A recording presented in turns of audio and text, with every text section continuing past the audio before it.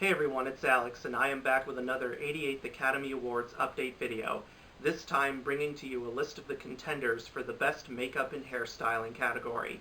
Now, judging from the name of the category, you can pretty much tell what the category is all about, but here is how the category is defined in the direct words of the Academy. Makeup and hairstyling refers to any change in the appearance of a performer's face, hair, or body created by the application of cosmetics, three-dimensional materials, prosthetic appliances, or wigs and hairpieces applied directly to the performer's face or body. Makeup and hairstyling as achievements or crafts shall be determined by the Makeup Artists and Hairstylists Branch Executive Committee. Like most of the other categories, this category is chosen by a specific branch, in this case the Makeup Artists and Hairstylists Branch. Now here's how they choose the contenders. Makeup Artists and Hairstylists Branch members of the Academy shall attend meetings to review a reminder list of all eligible motion pictures. Selected credited makeup artists and hairstylists of the motion pictures under consideration for the Makeup and Hairstyling Award shall be required to provide the committee with written descriptions explaining the procedures used to create the makeup and hairstyling achievements, and the names and titles of the primary individuals, not to exceed 3 in number, directly involved with and principally responsible for the makeup and hairstyles achieved. No more than 2 statuettes will normally be given in the makeup and hairstyling category. On occasion, a 3rd statuette may be awarded when there are 3 primary and essential contributors to the achievement. So those rules are pretty straightforward. They have to present films before a committee, present evidence of the makeup. 2 people are usually given the award, but a 3rd person can be given the award too if they have just as much of an equal role as the other 2.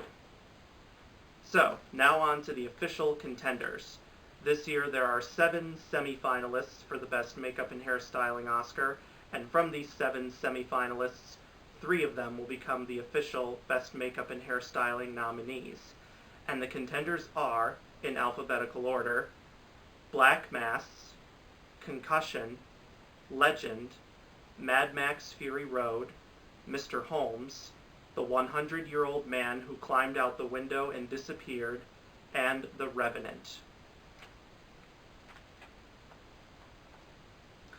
So overall, this list looks pretty good, but there definitely are some omissions that I find very puzzling.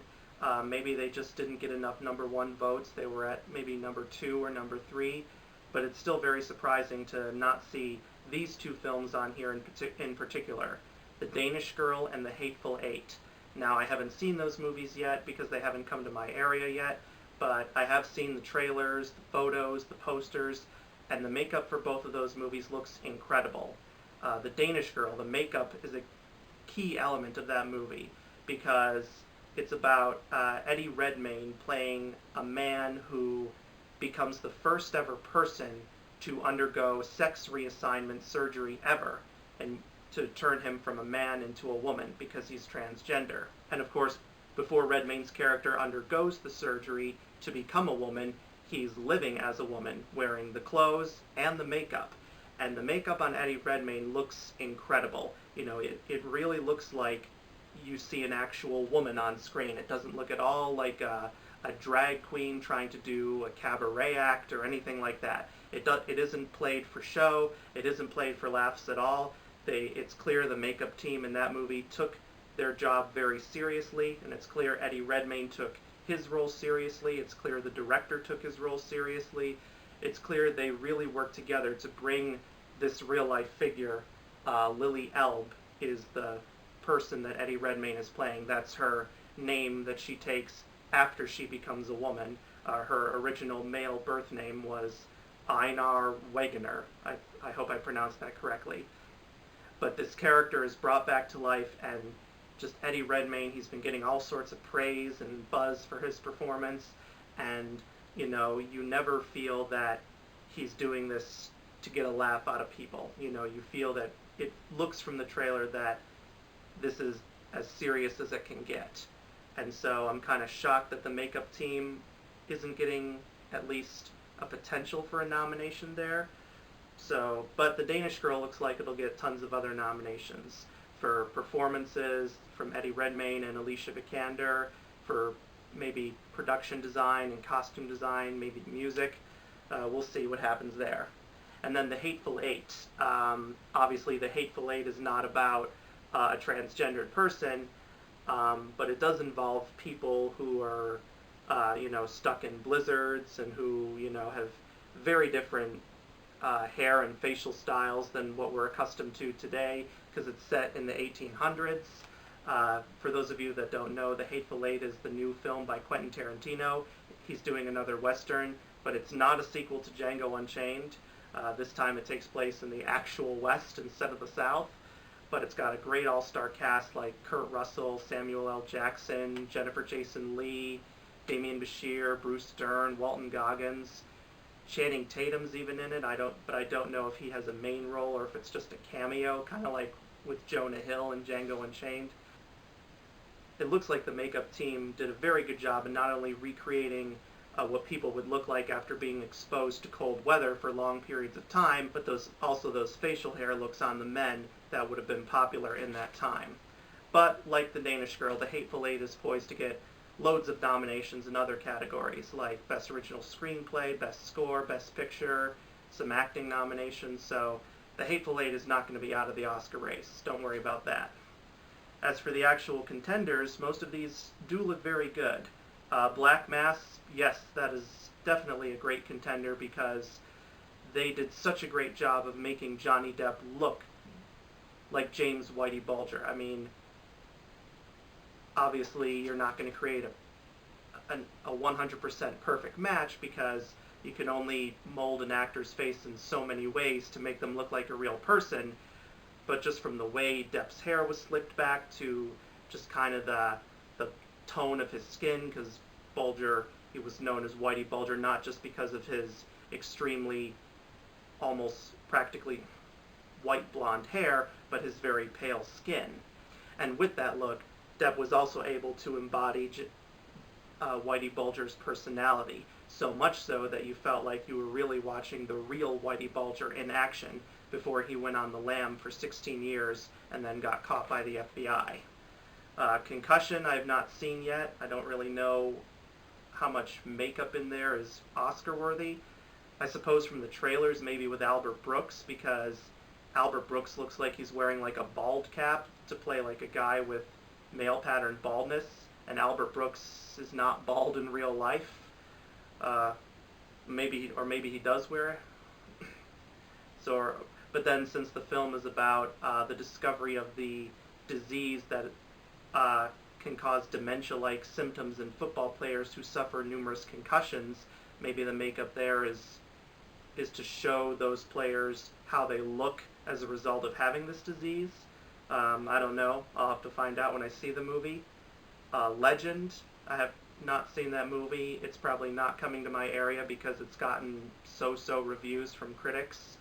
But in that movie, Tom Hardy is playing a pair of twins, Ronald and Reggie Cray, who were two of the most notorious gangsters in British history.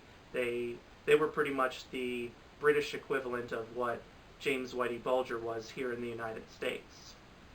Mad Max Fury Road, absolutely. That is definitely getting a nomination no matter what. I mean, if that film had not been selected as a finalist here, I think there would have been massive outrage everywhere from critics and fans alike, because a good chunk of what defines the post-apocalyptic world in Mad Max Fury Road is the makeup.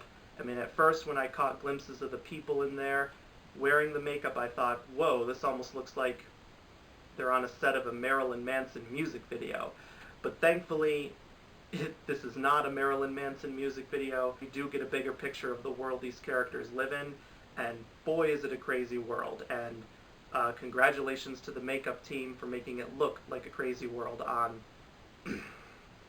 at least in terms of the citizens, because the production designers and the costume designers are also responsible for how the world of Mad Max Fury Road looked.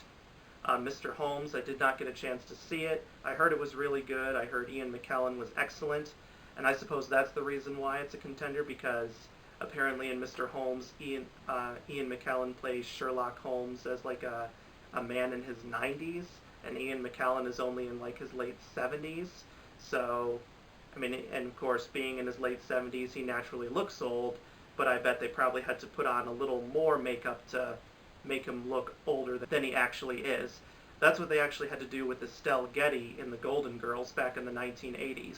Estelle Getty played the character of Sophia Petrillo, who was in her 80s, but since Estelle Getty herself was only in her 60s in real life, they actually had to put prosthetic makeup and a wig to make her look a lot older than she actually was.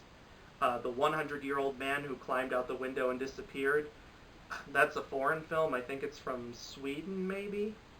I've heard some interesting things about it. It was not listed as a contender for Best Foreign Language Film. Sweden picked something else.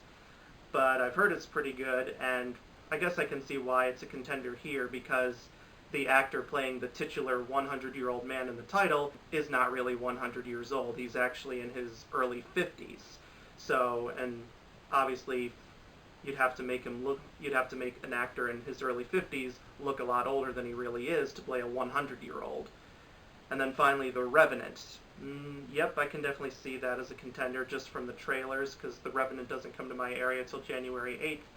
But, you know, it's set in a long ago time period. You know, it's set in the outdoors like the Hateful Eight, where people are exposed to the elements all the time. And, of course, characters get injured either by fighting with each other or by fighting animals. I hear in the movie Leonardo DiCaprio is mauled and beaten up by a bear. So obviously they'd have to create makeup looks for that, as well as for his journey of survival, because he goes on like a 200-mile quest to get revenge on like those who abandoned him. So yeah, that definitely looks like it's a worthy contender.